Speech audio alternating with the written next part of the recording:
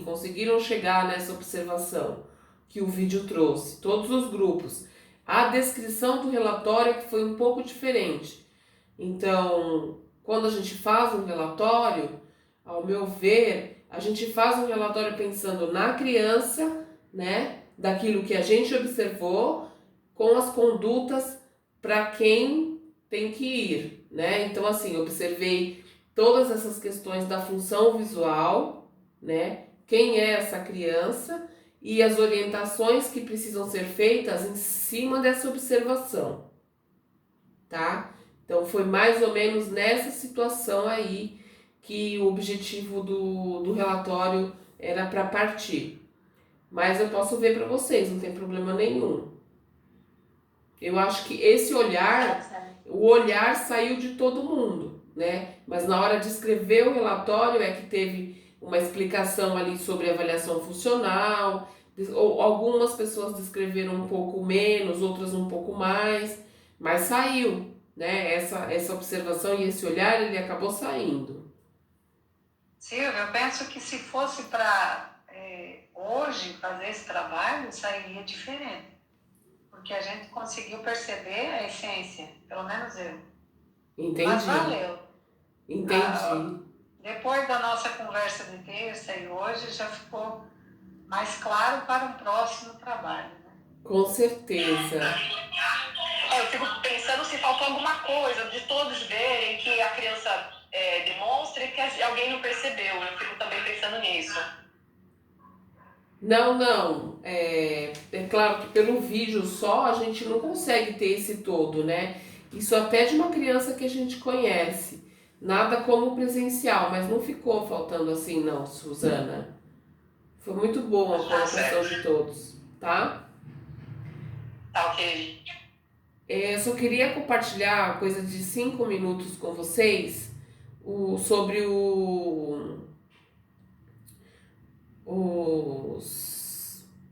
os vídeos, né, que estavam confusos lá, né? Que era o slide 14. Vocês lembram? Que era esse 14 aí. Eu até coloco ali ele, né? Que é o acesso ao entorno e mobilidade. Então, na verdade, esse slide traz aí a questão da exploração, né? Do modo de que, como a criança, como a mobilidade é definida, né, para uma criança com deficiência múltipla e deficiência sensorial. Então, uma das principais formas é o acesso ao ambiente. Então, a mobilidade ela é definida como saber onde estamos, como eu disse, né, e saber com relação a esse espaço, para onde eu quero ir, tá?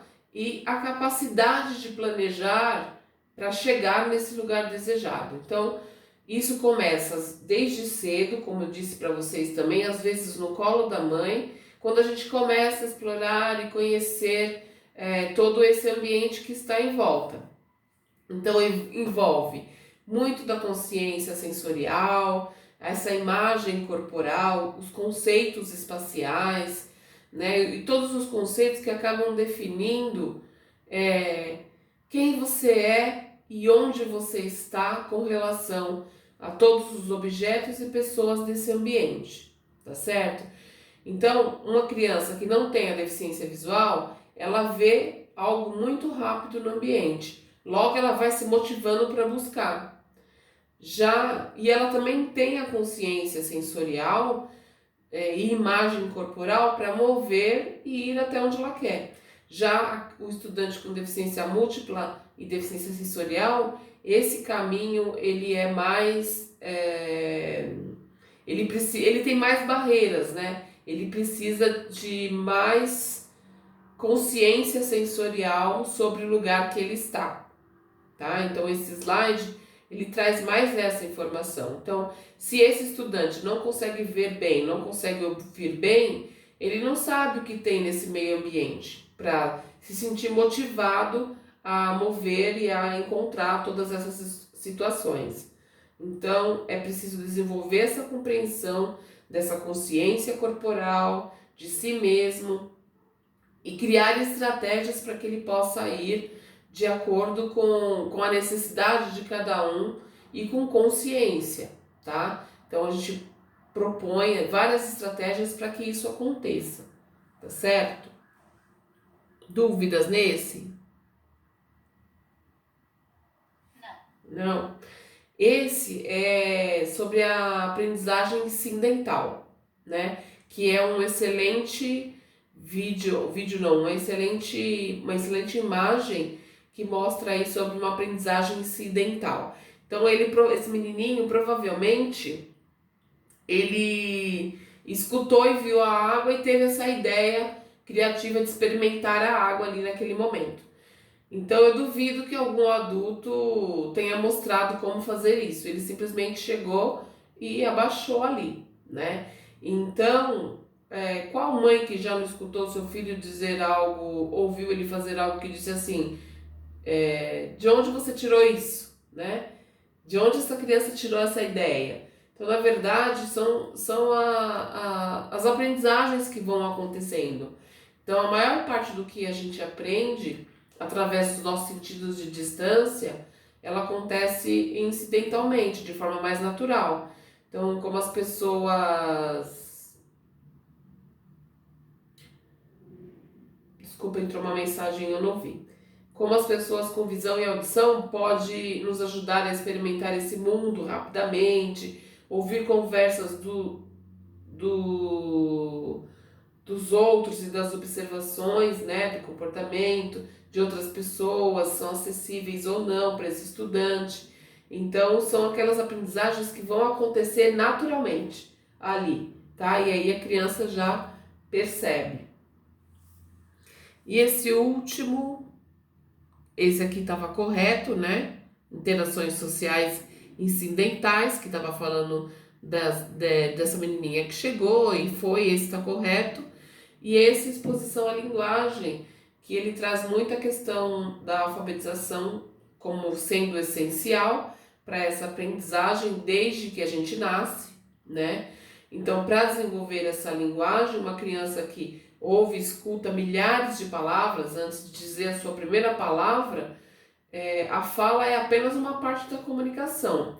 Agora, para as nossas crianças com deficiência múltipla e deficiência sensorial, elas necessitam ter a mesma quantidade de oportunidades de linguagem e comunicação pareadas com relação ao objeto.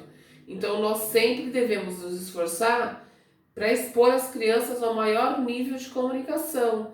Então, se a gente considerar essa abordagem padrão, a gente precisa pensar em deixar a criança saber que você está lá, falar com a criança e compartilhar um objeto que vai ser usado, né, quando estiverem juntos nessa ação, por exemplo, um brinquedo novo ou uma toalha para o banho que é nova. Então, deixa a criança explorar, tocar nesse objeto, né, colocar as mãos, os pés, a bochecha ou a boca, que nem alguém relatou no portfólio, eu não vou lembrar se foi a Suzana ou se foi a Estela, que a gente fez um comparativo ali de atividade, uma sugestão. Eu acho que foi eles dois, se eu não estiver enganada, porque agora eu já li tanto portfólio, que a criança gosta mais de iniciar a exploração com o pé. Então, deixa a mesma, a Suzana, né? Então, deixa a criança explorar com o pé, né? E vai passando devagar, subindo, né? Então, use o objeto para atividade, compartilhando as palavras, os gestos. Faça a criança de fato saber quando terminou essa atividade. Então, isso é muito importante. Eu acredito que agora, no módulo 2, vocês vão ouvir bastante sobre essa questão da comunicação e da linguagem. Acho que era isso que faltava trazer. Dino, você falou alguma coisa aqui que eu perdi? Escreveu?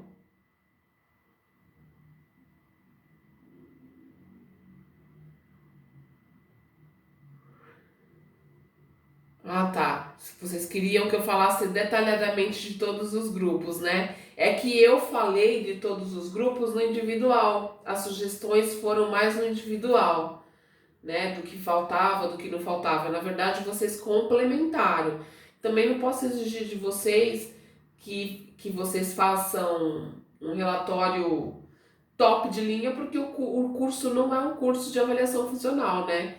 É um curso de deficiência múltipla e deficiência sensorial que traz uma avaliação funcional sendo como importante, né? Então eu não trouxe esse olhar muito individual agora, porque eu já falei com vocês ali no particular.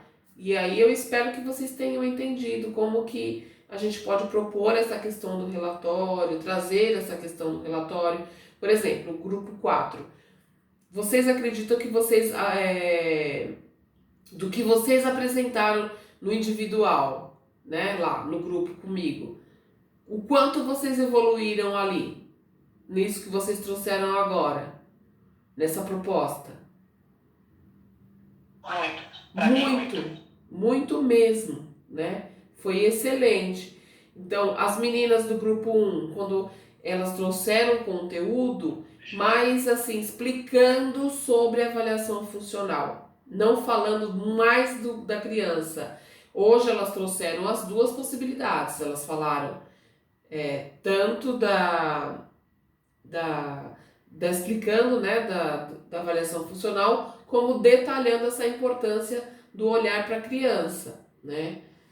Então, vocês, claro que hoje trouxeram muito mais coisas dessa avaliação funcional, que eu acho que a proposta era essa.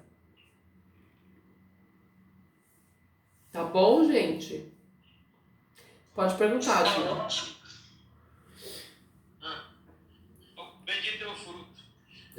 Assim, a evolução em uma semana foi assim, tremenda. Inclusive, nós abrimos um documento aqui no Drive, e aí, professora, a senhora não tem noção do que essas mulheres escrevem, entendeu? Elas colocam 400 frases. Eu posso imaginar.